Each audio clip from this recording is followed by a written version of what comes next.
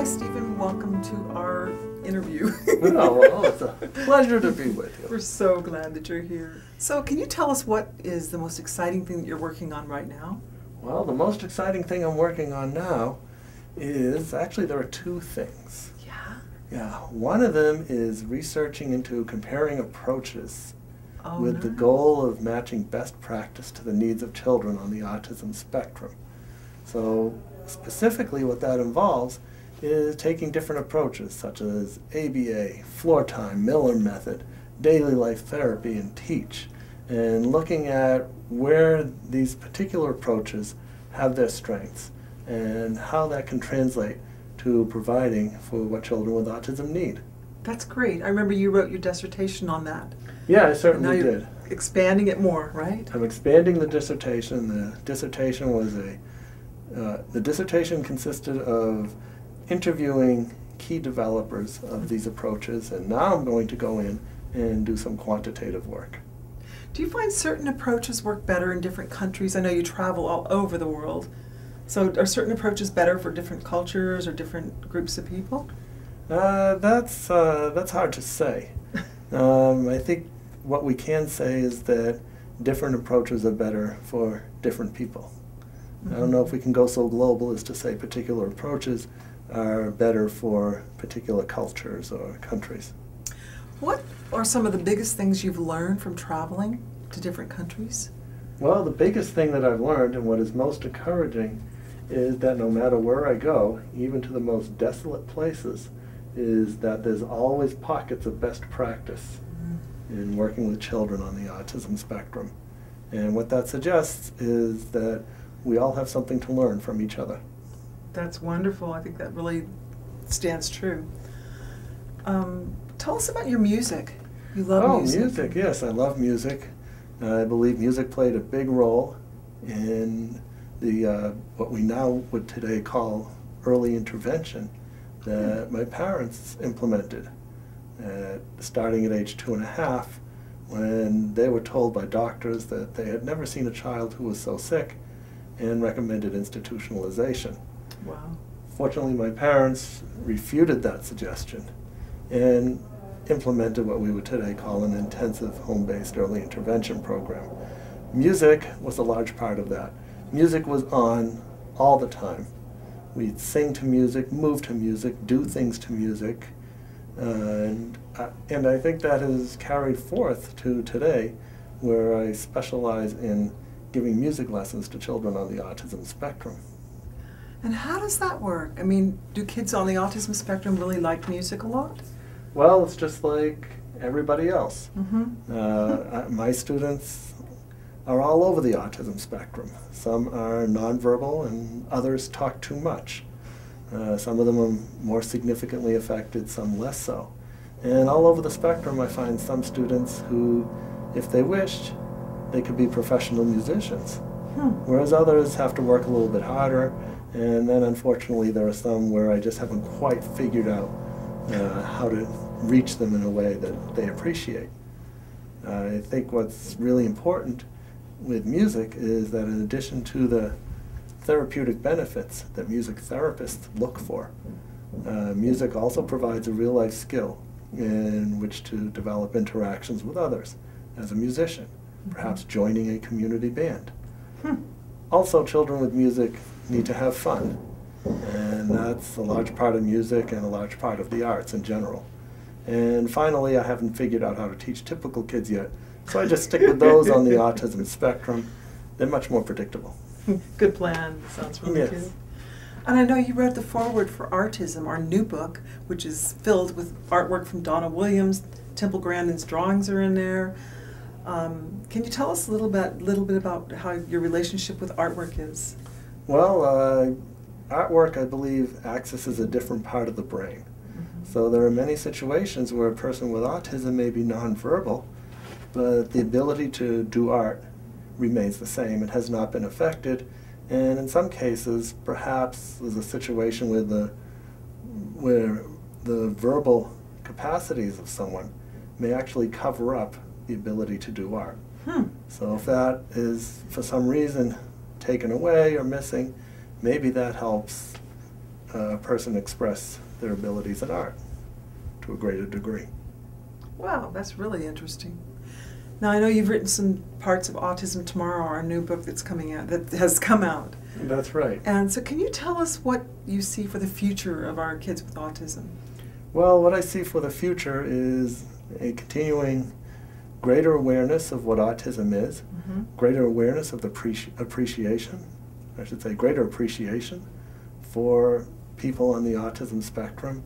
And what I also see is a greater use or employment of people with autism in helping people with autism.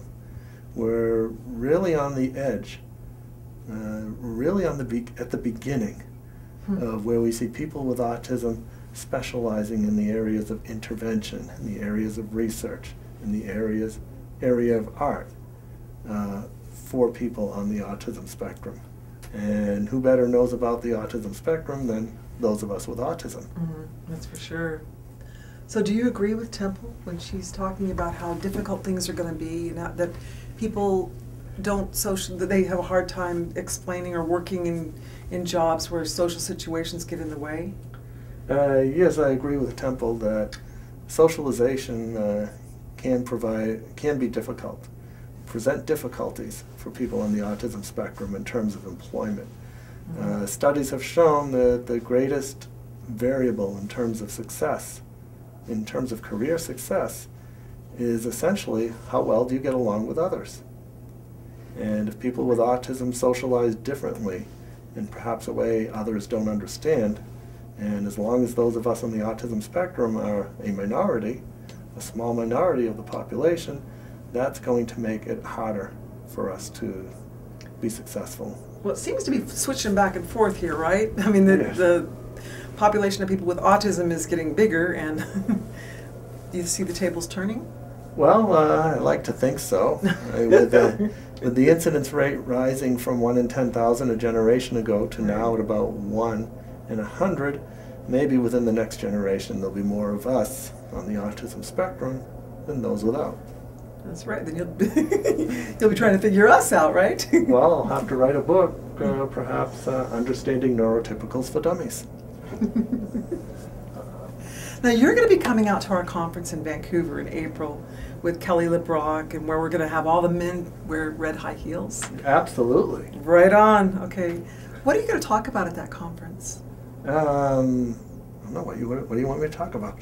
I don't know. Oh, okay. Some of this stuff I'm sure, but I'm sure something's going to come up in the next 4 months that's going to be even, the latest and greatest. All right. Well, what I plan to talk about at the Vancouver conference is how to promote success for people on the autism spectrum.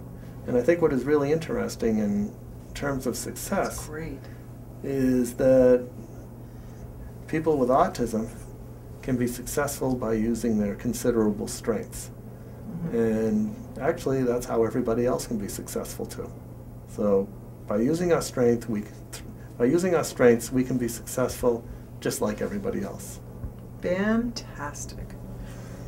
So, does anybody else have any other? I have a couple of questions, Steve, if they're not too much. Oh, let her rip. Now, we got to go by 9:45. Okay, we touched on this a little bit. How important is it? I can't hear myself with my own self. How important is it, Steve, for people that exist, in this world that most people exist in? How important is it for us to come meet someone on the spectrum in terms of having a shared experience? Because a lot of people expect people on the spectrum to come have a shared experience with us, but never the other way around. Well, I believe that's very important, that people who aren't on the spectrum be exposed to experiences that those of us on the autism spectrum have. Perhaps we can draw an analogy to music. We can talk about music, we can look at music, we can analyze music, but nothing brings the experience of music like having a live musician play music. Or driving down the road and singing at the top of your lungs in Hawaii with the top down in the car. Right, and raining. What can I do to have a shared experience, with someone on the spectrum? What kind of things can I look towards doing physically or verbally or socially?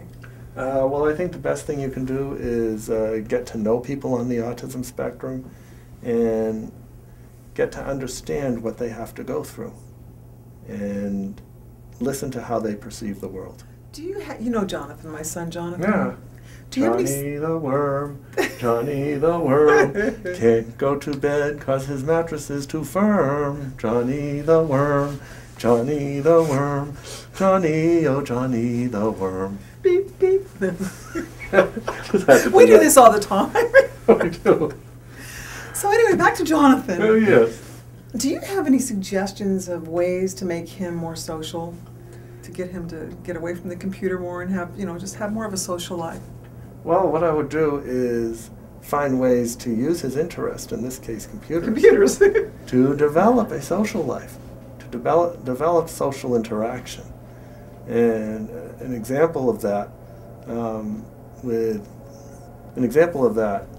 using a different interest, was that a couple of days ago, while I was in Los Angeles, I was called in to consult for a family of a child who had very limited verbal interaction skills. And there was a lot of confusion as to how to reach him, how to help him, how to get him to socially interact. After I spent some time with him, I noticed that he seemed to enjoy drawing lines and then coloring in between the lines. So in other words, he was doing artwork. So I asked his family what gets done with this activity. And what I found out is that the student is often difficult in school. Teachers don't know what to do with him, so they often put him in a corner with large pieces of paper and crayons and let him do his art to keep him out of people's way. And like I often say, when in doubt, talk to the child with autism. Or if they can't talk, when in doubt, at least observe the child with autism. So here we have a child who has a skill, a particular skill in art, and the question is, how do we use this skill in which to develop interactions with others? Getting other people, for example, to join him in his artwork. And by the end of the session, we had a person who was initially very resistant to having anyone join him in his artwork activity, to where he was asking me for crayons of particular colors.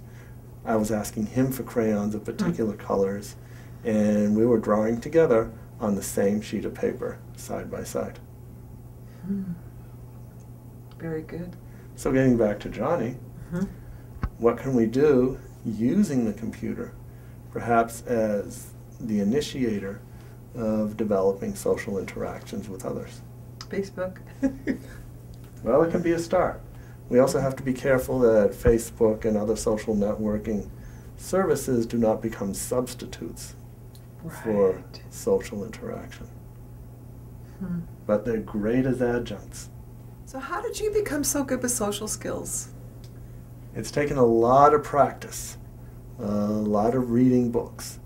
I remember in undergraduate school suddenly becoming aware that nonverbal communication was a mode of interaction. It was a channel of information that was exchanged between people. Once I discovered that, I would spend hours in bookstores reading books, reading texts on body language, and essentially building up a lexicon of nonverbal communication. So it is an area that fascinates me, and I like to study it.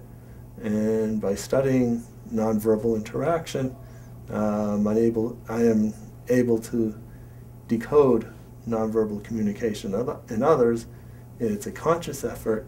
It doesn't always happen as fast as I would like it to do. However, I find this area fascinating, so I keep reading and thinking about it. Special interest, huh? It's become a special interest. Yeah, I think what happens with social interaction is that it's a myth that people with autism don't want to interact. And what happens is social interaction becomes a really unpleasant activity, as attempts to socially interact get rebuffed in the early years in grade school, and the response of other children are either to be ignored or perhaps be bullied, which is very unpleasant, which then reduces the amount of time or the number of times a person with autism as a child can work through play on social interaction skills with others. And the person with autism may get more involved in repetitive or self-stimulatory behavior, which then sets up neural pathways for that type of, say, interaction or behavior, as opposed to socially based interaction, and it becomes a vicious cycle. Wow. So what that means is finding ways to promote social interaction for people with autism as early as possible. Well, Jonathan has 5 siblings, so there's no getting away from social interaction in our family. That's great. I think that's really helped him out a lot, but I think it would Jonathan's mother is very social. You think? It could be. Thank you so much, Stephen. This has been very enlightening. You're going to help a lot of people out there. Thank you so much. It's my honor to be interviewed with you and to be associated with a fine organization such as Autism Today, and I know together, in collaboration, we'll do a lot of good for people on the autism spectrum and the community of humanity at large. And then hopefully one day we'll have a conference on the moon, right? Yes, that is our goal, to have a conference on the moon. That's right.